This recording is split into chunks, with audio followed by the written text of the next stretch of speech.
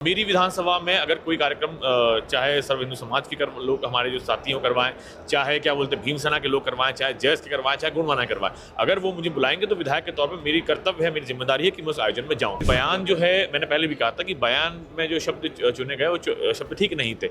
वो हमारे national hero हैं जो सूफे कुरैशी जी हैं, समर्पित किया था उनके चरणों में।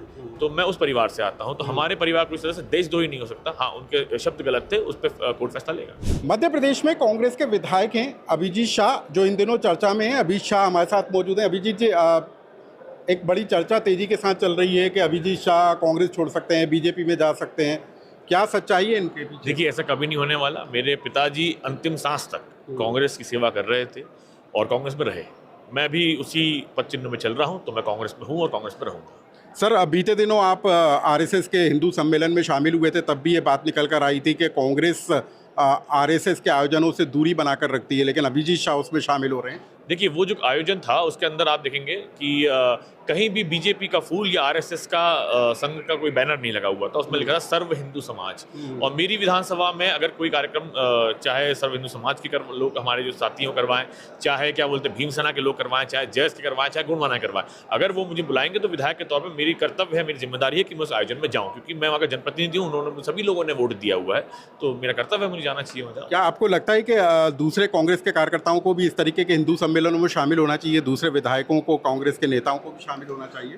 देखिए, ये निर्णय सबका अपना अपना होता है। मेरा फैसला यही था कि मुझे लगा कि जाना चाहिए, तो मैं गया था। और रही बात, एक प्रश्न भी मैडम ने पूछा था मुझसे, तो मैं संघ में रहा हूँ। मैंने प्रथम प्राथमिक दोनों वर्क किए हुए हैं 2008-9 में, तो ये मैंने कभी चीज़ छुपाई नहीं है। जब मैं विधानसभा में विधायक जीत के आया, चुन के आया था मैं, तब भी मैंने यहीं इसी गेट पे मैंने अपना वक्तव्य दिया था कि मैं संघ की तर्ज पे चुनाव लड़के आया हूँ।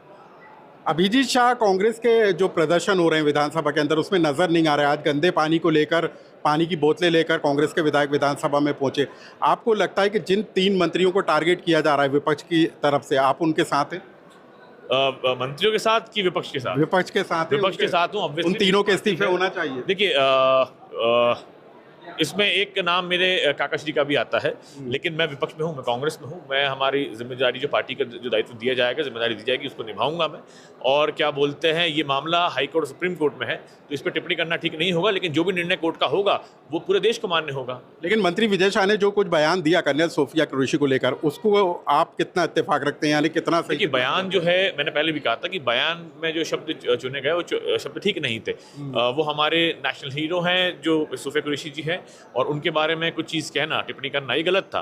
तो इसको कोई सही नहीं निकालेगा, कोई भी नहीं बता सकता। मैं भी नहीं कहूँगा, बीजेपी के लोग भी नहीं कहेंगे।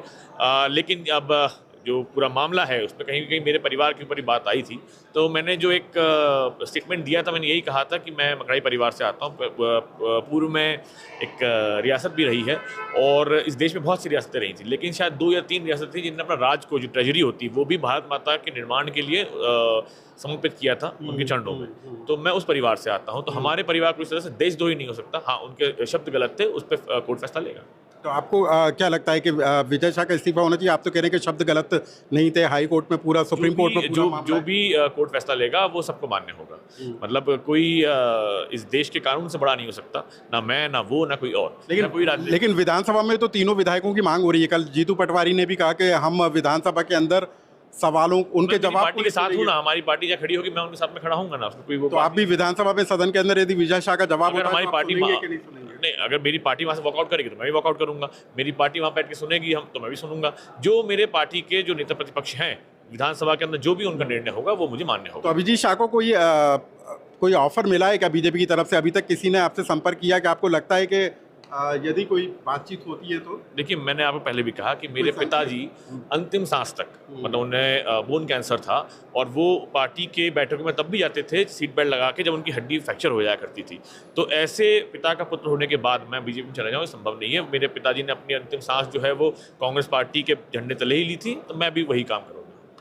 तो कांग्रेस विधायक हैं अभिजीत शाह, जो साफ कहते हुए नजर आ रहे हैं कि वो कांग्रेस के अंदर हैं। हालांकि इस बात को लेकर अटकलें तेज हैं कि अभिजीत शाह जो हैं वो बीजेपी में शामिल हो सकते हैं। बीते दिनों जब उनके विधानसभा में आरएसएस का हिंदू सम्मेलन हुआ, तब भी अभिजीत शाह उसमें शामिल हुए थे, तब भी अटकलें लगाई जा रही थी। अभिजीत शाह के चाचा मंत्री विजय शाह हैं, जिनके इस्तीफे की मांग को लेकर विपक्ष विधानसभा में हमलावर है और विपक्ष ने साफ कर दिया है कि सदन के अंदर भी यदि मंत्री विजय शाह का जवाब होगा तो उसको सुनवाई नहीं की जाएगी, यानी कि उसका विरोध विपक्ष करेगा। और अभिजीत शाह भतीजे हैं विजय शाह का, तो ऐसे में क्या वो आने वाले दिनों में कोई बड़ा फैसला लेंगे ये देखना होगा। लेकिन अभी वो साफ करते हुए सुनाई दे रहे हैं कि वो कांग्रेस पार्टी में हैं और कांग्रेस पार्टी में ही रहेंगे। लोकमत के लिए भोपाल से अनुराग श्रीवास्तव।